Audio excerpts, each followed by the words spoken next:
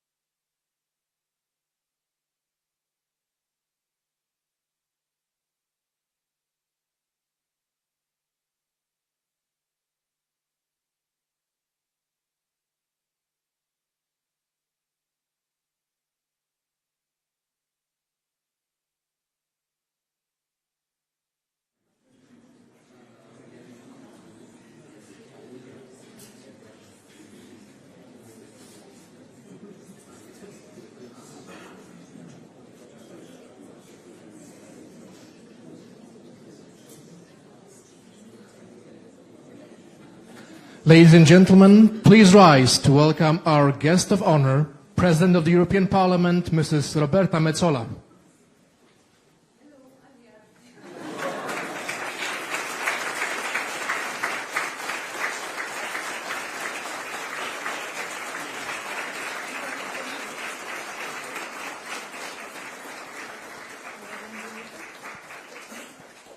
Please remain standing as the Natolinie choir will now perform the Ode to Joy.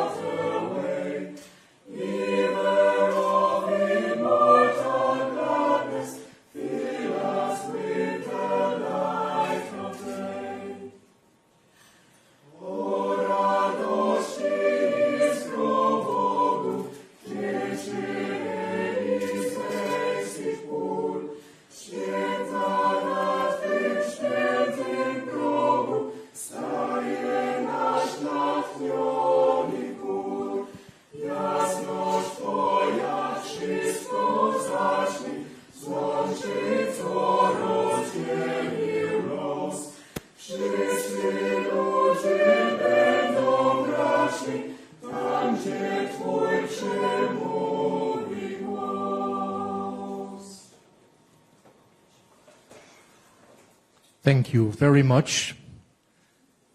And now, please be seated. And now I would like to invite our host, Vice Rector of the College of Europe, Mrs. Ewa Ośniecka-Temecka, to take the floor. Madam Vice Rector. Thank you.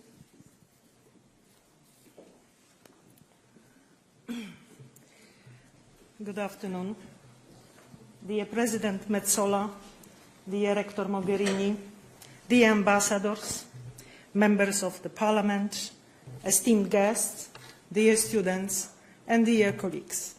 It is a proud moment for the College of Europe in Natolinie to receive Madam President Roberty Metsoli, continuing a tradition of welcoming presidents of the European Parliament. In 2003, we received President Cox. In 2004, President Borrell. In 2008, President Pöttering. And in 2011, President Buzek. In the person of the President of the European Parliament, we received the European nations in their diversity and the European people in their richness. President Metsola's interest in dialogue is deeply rooted in her background, and her achievements are the best proof of this fact. I do believe that dialogue is not a tool. Dialogue is an aim through which strength, unity, and prosperity are achievable. However, dialogue cannot happen between the alike. There would be nothing to exchange. Dialogue needs differences. The truth is, the power of the European Union dwells in diversity of perceptions and views.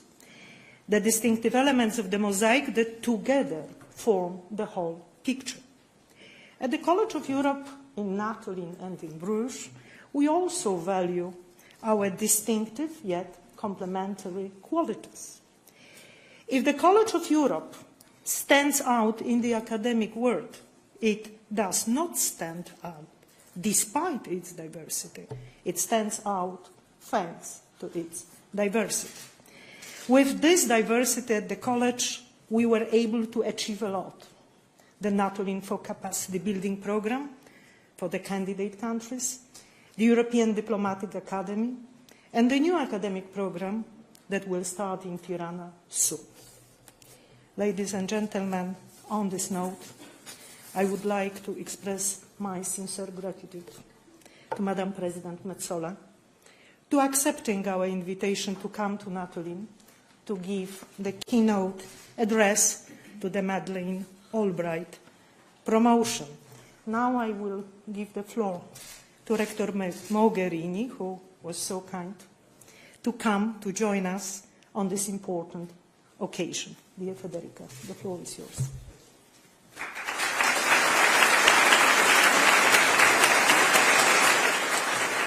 Thank you, Eva. Dear Roberta, cara Roberta, Madam President, I know very well that you had a very long day in a very complex week, and the audience here, our students, but also our guests, are not here to listen to me, but to listen to you. So I will only say thank you, grazie, because you are honoring us twice. Twice because you visit today our campus in Natolinie, and we're very proud of that, to receive you here in a campus that you had never visited before and that I think you have been looking forward to visit, a beautiful campus. It's just a pity that you cannot admire it in its beauty today because it's dark, so it means that you will have to come back. Exactly. You got it.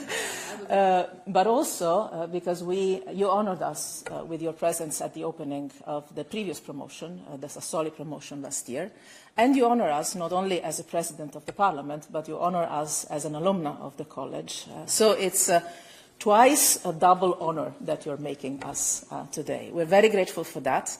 In a special year, because the year of the European elections is a year where not only the institution that you represent and the citizens that you represent are coming to a very important moment, but also I hope that the entire college community, our students, our graduates, our alumni, our professors, our faculty, our staff, will play, I'm sure, a very important role in multiplying the message of the importance of participating to the vote for the European Parliament. So thank you.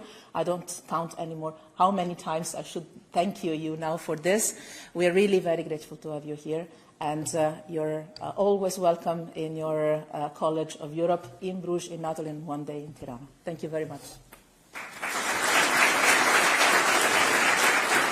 Thank you very much, Madam Vice Rector, Madam Rector. It is now my pleasure to ask President of the European Parliament, Mrs. Roberta Metsola, to deliver the keynote address of the Madeleine Albright Promotion 2023-2024 at the College of Europe in Natolinie. Madam President. Thank you very much. Thank you, Eva. Grazie. Federica, dear Rector of the College, dear Vice Rector, dear students, dear Europeans, ladies and gentlemen. Let me start by thanking you. You don't, thank me. I thank you, first of all, for inviting me here to address you here today, and particularly for giving me the opportunity and privilege of giving the keynote address of this academic year. Madeleine Albright is a hero of mine, a woman who survived, who believed, who fought. And you and we have a lot to live up to. Now, as my alma mater, the College of Europe will always hold a very special place in my heart. The memories and connections that I made at the College of Europe in Bruges, as was the case for me, have been and still are a pivotal part of both my political and personal life. And I'm sure that I will say that I hope the same will be for you. I will deviate first because I have a formal speech, but I'm going to say one thing. You know, as an anecdote, I was in the College of Europe exactly 20 years ago, so 2003, 2004. John Locke promotion, or as we called ourselves, the John Lockers. A very proud promotion, an extremely important one. It was the year that people coming from my country and the 9 others, including this one, were joining the European Union. And I remember thinking to myself, with most of my friends actually who were from those countries, us telling each other, where will we be once our countries join the European Union? And what will this college look like when that happens? And we would talk about this with fellow students who would tell us, we don't remember our country being outside the European Union. Since we were born, our country has been a member of the European Union. Today, 20 years later, I think you find yourself in that position. And I'm here maybe to rekindle a little bit of that hope and dream that we had. We had already done Erasmus, you know, the College of Europe was that thing that you had to do in order to be the best European student of European law and politics, economics, what we were doing. I left in the middle of my year in 2004 to run for the European elections. My parents were very worried then. You know, I've told the Bruges campus this, that they thought, you know, I would not finish the year after I had invested so much in it. But for me, the choice was obvious, that I would take a time off from my studies and go and campaign for what was then the very first European Parliament elections in those 10 countries. And it was a most amazing experience. I did not get elected, which means I could go back to the college and finish my studies. Then my parents were very relieved. But it also taught me, and as we now prepare and we are receiving emails for the 20th anniversary of our promotion, we have it sometime in the middle of June, just a week after the European elections, that when I go back and see those same friends, and we have been to each other's weddings, and we have, you know, celebrated the birth of kids, some of our friends got married to each other. I think that's still a thing, right? Yeah, that sort of you find it happen. I don't know, I found my husband before, so although I found him through student politics and from Finland. But it was very much, you know, an experience that you carry with you. And when I planned this trip, and we've been, you know, trying to find the ideal date when I could go to Warsaw, and then I go to Gdansk, so I go in 1 hour or so to Gdansk tonight. And on my, let's say, whistle-stop tour that we are organizing in each member state, and we combine meetings with the authorities, speeches before parliaments, youth events, and of course an appeal for everybody to not let this great occasion of the European elections pass us by. When I saw Poland, I said, all right, it's not happening unless I'm going to Natolinie. And this is really something that I'm proud to be able to finally be here. My friends who had come from Bruges to Natolinie for the traditional trip still talk about it today. I have no idea what they did here. I'm not sure they studied too much, but I regret not having come with them. So I'm really happy that I can close the circle tonight. Okay, I took a huge diversion away, but I wanted to say this. So, as I speak to you students today in 2024, we're a few months away from the next European elections. And, you know, that responsibility that we had, and I hope you have too, is to carry forward a belief in Europe and politics as a force for good. Because we are living in troubled times. Our hard-won democratic principles are being threatened.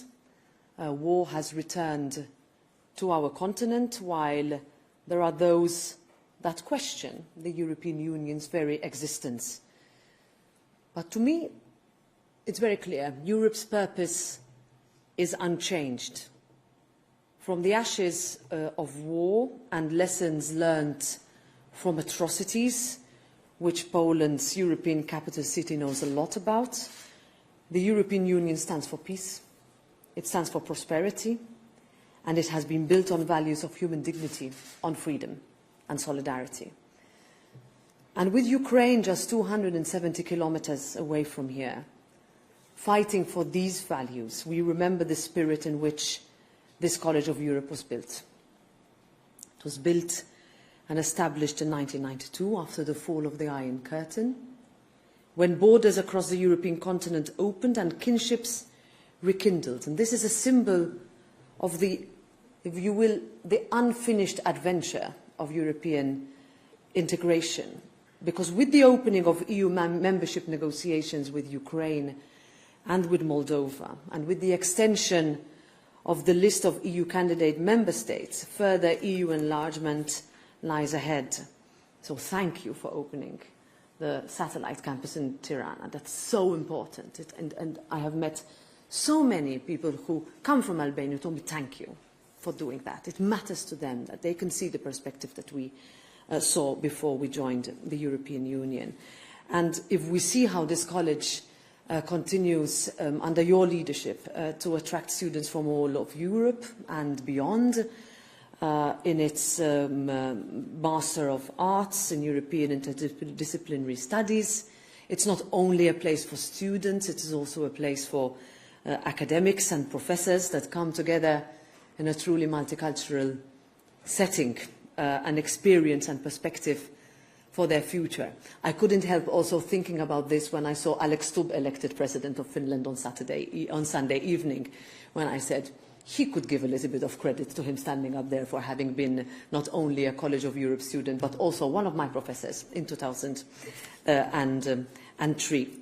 So why would colleges like this be so important in the way we do and run our democratic life, or at least trying to achieve the best that a democracy can offer? Because those very values that I mentioned are very much rooted in having started here on Europe's eastern flank. And also the long-established mission at this college to prepare students to think beyond disciplinary boundaries, beyond preconceptions, to encourage us as we were to build bridges and embrace a wider perspective on Europe and the world. The mission began, in fact, 3 decades ago with the ambition to overcome an unnatural post-communist East-West divide. My dissertation was a comparison of electoral systems of the former 4 Visegrad countries at the time. And what I wanted to study is whether the way the 4 countries of Poland, Hungary, Slovakia and Czech Republic had identified different electoral systems in the new young democratic exercises, and how that would shape the political scenery of those countries. And I think it would be worth also looking at in terms of when we bring interdisciplinary studies. I was a lawyer studying politics, as to how we can really look at electoral systems and democratic exercises as returning elected officials and representatives and the roles that they play. Now, with just 115 days before the European elections, taking part in that vote will be more important than ever. One would say this is obvious, but actually it's not. In each country that I visit, there are questions, in some countries increasing questions, also in these countries that are celebrating 20 years of membership, as to what kind of reflection we should have about these 20 years, about the successes we have had, but also about convincing citizens in those countries to go out to vote for the elections. And my message is that the 720 elected MEPs that will come to Brussels after the European elections will shape policies and adopt legislation that will affect nearly 500 million citizens of the European Union. And we take this for granted. We forget that there are more people in this world who cannot choose their leaders than there are those who can hold their representatives to account, to give them the responsibility, or at least to be able to give them the responsibility but also take it away from them when they don't perform as you want, or as you wish, or as you were promised, or as they committed to. Yesterday I was in the Czech Republic, doing a similar trip as I did here, also with the students, and I thought of some of the inspirational words of former Czech President Václav Havel, who once said, "We live in the postmodern world where everything is possible and almost nothing is certain." And his mantra is so fitting today. It is one that we should follow. It is about being masters, ultimately, of our destiny, of the importance of taking charge, because nothing is impossible, particularly in these unsettling times. Now, when we go back and say, what can we do? What can you do? I would like you to think a little bit more than just voting. I would like you to think about the possibility of placing yourself out for elections, being candidates, not being afraid to lose, not giving up, and being also ambassadors of your country with the experience that you got here. And at the end of the day, in spite of all of its imperfections, the EU really still means opportunity and making people's lives a little bit better and a little bit fairer. What have we done over the past 5 years? The European Union has delivered in an unprecedented way. We have come together like I would never have thought. When I was elected president just over 2 years ago, I was asked, what will your mandate look like? And I remember thinking very clearly, it was still at the height of the pandemic. We were slowly hoping to get out of it. And me thinking, okay, we are going to talk about a very difficult economic recovery post-pandemic. Who would have told me that less than a month later we would have had a war on our borders, on our continent? But what we learned also in the past years is that we have done all of this in solidarity. We have procured vaccines for all European citizens. We have been firm in our support to Ukraine. We are bringing, as we said, our neighbours closer to us. We are bolstering our collective security. And when we talk about all of these successes, and we should do it very openly, someone told me today, we need to project hope because we are fighting scaremongering campaigns, misinformation, propaganda, fake news. It is always much better to build a campaign on fear than on hope. It's always better or easier, to destroy than to build.